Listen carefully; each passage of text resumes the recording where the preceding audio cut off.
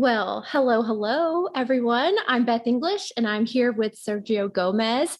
And today we have another great Wednesday video for you all. Sergio, how are you doing today? I am doing good, enjoying my summer, and super happy to be here. How about you, Ben? I'm doing great, and I'm excited to talk about how to make your stories stand out. That is good. That is good. I think we are all attracted to stories, and when we skip or we forget, I think we're missing on great opportunities to connect with people. So, yeah, I can't wait to hear what you had to say. Well, I got this idea today to talk about this because I was on the Nashville Creative Group page and I was noticing there was a ton of art being shared by artists in the area, but it didn't really tell the story of the art or the artist. And so it was easy to just keep scrolling. And I feel like there's a lot of missed opportunities out there, even when we're, connecting with people face to face. We need to be Mhm. able to communicate our story better so that we are memorable to the people we meet.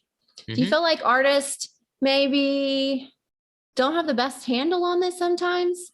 Absolutely, Beth. As you know, we have a gallery here in Chicago, Territory Contemporary, and so we manage the Instagram account for the gallery. And I cannot tell you how many times, which every week, we get artists who just sends us pictures, but they don't say anything, in the post or not in the post in the DM.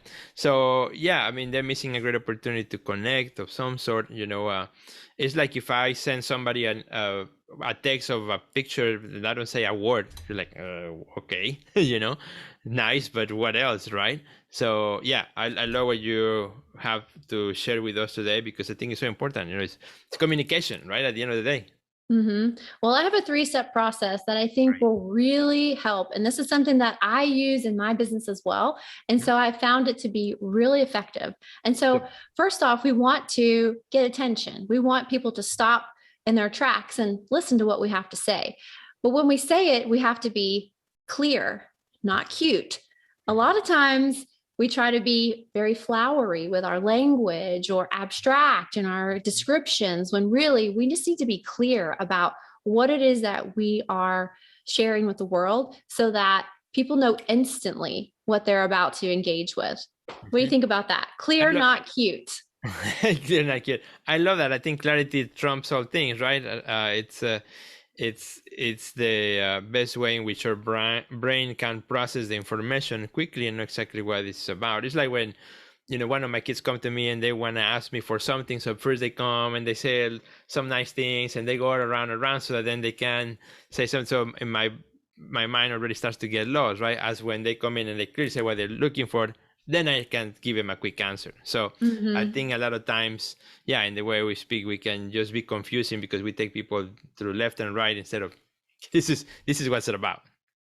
And I am the first one to admit I am guilty of this because as an artist, I want to be, you know, about it all.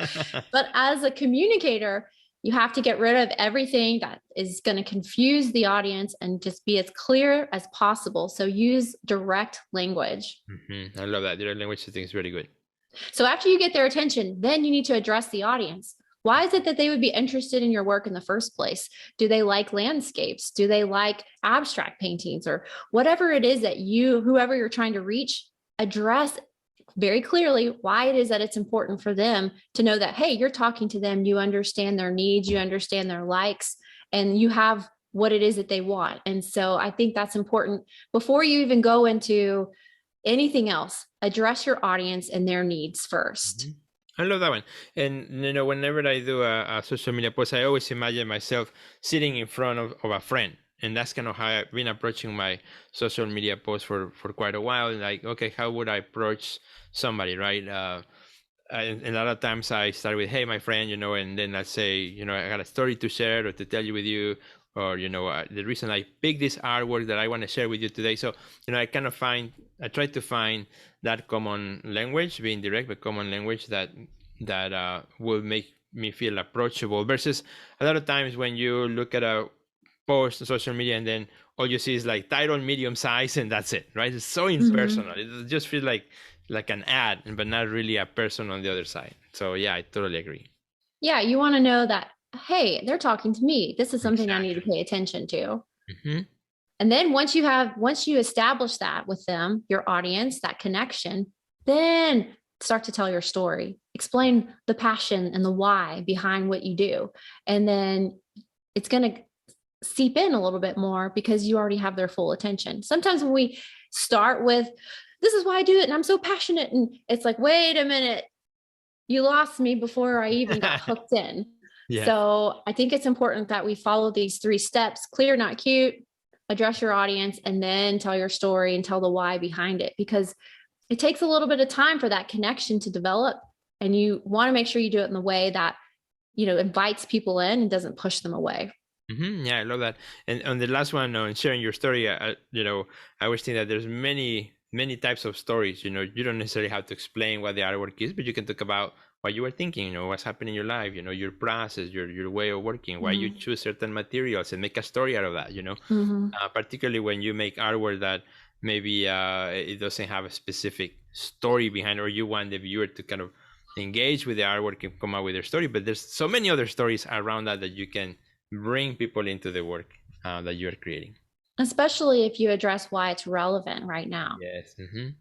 And maybe it's something you're experiencing or you're going through, or you want to help people connect to a part of themselves that you've connected with, and you have this great thing you want to share.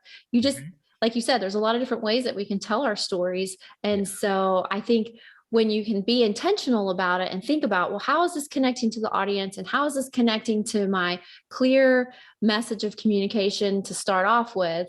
Then you're just going to get someone who wants to come back because they know they belong in your community. And that's really what we're doing on all of our pages, is we're building a community around the work that we do.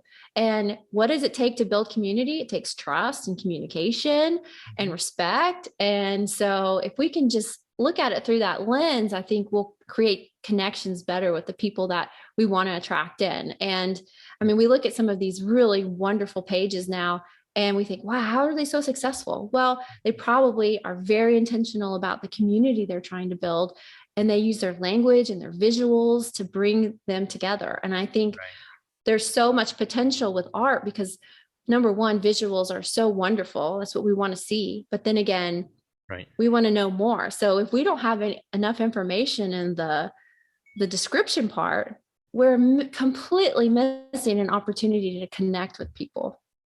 Totally agree. I think, we can all learn from this, and we can all kind of think about that. The next post that we'll make, which I'm sure we're going to make a post probably today or maybe tomorrow. So think about these 3 steps. I think they're really good, and it will make you a much better communicator and better connecting and building your own community.